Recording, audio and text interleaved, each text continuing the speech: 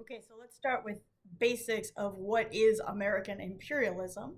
So, we know that the US is expanding as a world power by the turn of the century. They are really coming into their own, and by the 1900s, they are ready to take over and be in charge.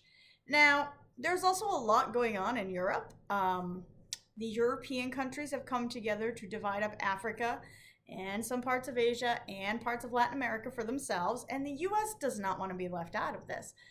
So, we are going to focus ourselves on the stuff that is closer to us and then maybe get over there to trade routes to Asia. So, why? Well, there's a lot of reasons why.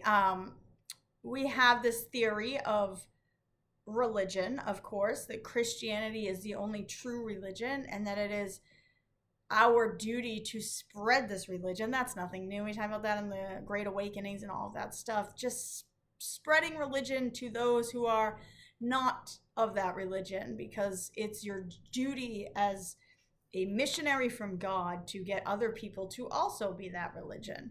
We talked about this in the last unit. Social Darwinist thinking, the concept of race, where white men are at the top of society, and so it's our job to get everybody else to be like them. Of course, there's natural resources. As we start to industrialize, we are going to need things to feed this industrialization, and we don't have everything we need, but we can go places and get stuff that we need. And finally, probably the most common driving factor is power, because the more land you control, the more power you have in the world and the economy. And if we want to be a powerful nation, we have to have control over land. So, what are our interests? We want trade with China and Japan. We want closer access to Asia, so we're looking for colonies in the Pacific. We would like more access to South America for quicker shipping routes. And we are trying to get Spain to go away so that they're not a world power anymore. And so the best way we can do this is to acquire land from Spain in the hopes that it will eliminate their status as world power while at the same time giving us more that we need. So we're going to start with religious motivations because a lot of imperialism is driven by Christianity. And Christian missionaries are going to go to foreign countries and Christianize the native people. That's not just specific to America. That's what the English missionaries are doing in the places in Africa that they go or in India. Anybody who's spreading the word is down there to Christianize the nation because they've determined that the people that are there are not civilized because they're not Christian. And our focus is going to be in Asia because China has been severely weakened by the situation that has been going on. So there's the Taiping Rebellion, the Opium Wars, and the Boxer Rebellion all in China. And all of this stuff had made China super susceptible to foreign influence. And Japan is right there threatening China and Korea. So the US is going to focus on China to get a little foothold in there. We also know that there's a lot of islands in the Pacific. So our old friend William Seward, who went and bought Alaska, he's been looking to extend American political and commercial influence in Asia and in Latin America, and he's pushing for annexation of islands, the Midway Islands, the Hawaiian Islands. He's also looking outside of the Pacific. He's looking at areas like British Columbia, Dominican Republic, Cuba, territories in the Atlantic Ocean. He's got his eyes on everything, and he's like, you know what? We need this stuff. So we've got all these ideas planted, and we're going to send our missionaries there as our responsibility, which is going to convince people that we're doing the right thing. We're not hurting these people. They need us.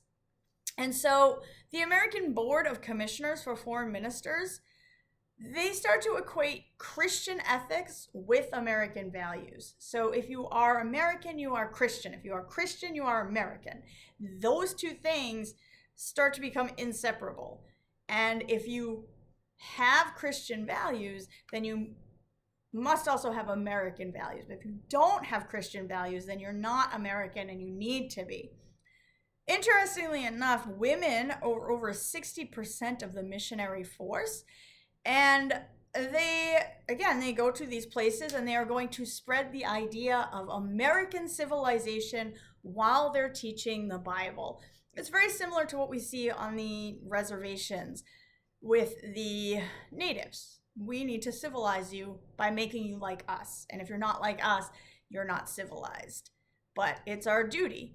And of course, this ties into our social hierarchy of social Darwinism, right? So we do get this concept of expanding past our borders comes from Frederick Jackson Turner's frontier thesis.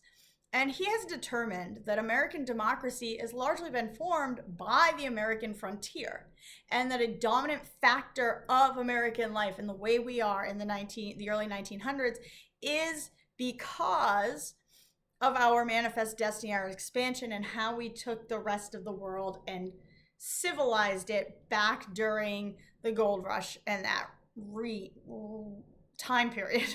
So now that we've done that, it is our duty to continually demand a wider field. And there's nowhere left to expand on the continent, right?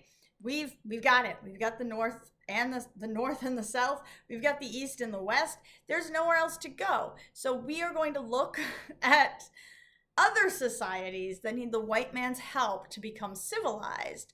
And that's what our missionaries and our reformers are doing. They're working on this theory, this frontier theory, that it's our duty, it's our job. And a lot of the social reformers that are working are also mirroring the missionaries' work. Again, they're trying to civilize people, but what it means to be civilized is just what it means to be American. They're not looking at civilization as a different entity for wherever you are. You're either American and civilized or you're not. So a lot of people are influenced by social Darwinist theories that are based on this idea that inferior races are destined to poverty on account of their lower evolutionary status. And because most of these reformers believe that the Anglo-Saxon race is mentally superior to others, then it's our job to uplift these people, and it's our duty to take care of these people and bring them into the world. And so the white man has a duty to make every other race on earth become more like them. And we're going to use the ideas of social Darwinism, use the ideas of eugenics. The racial motivations are going to drive imperialism and colonialism, and they're not going to disappear. They don't start to fall apart in some places until the 1970s, and there's still plenty of places where they're there today.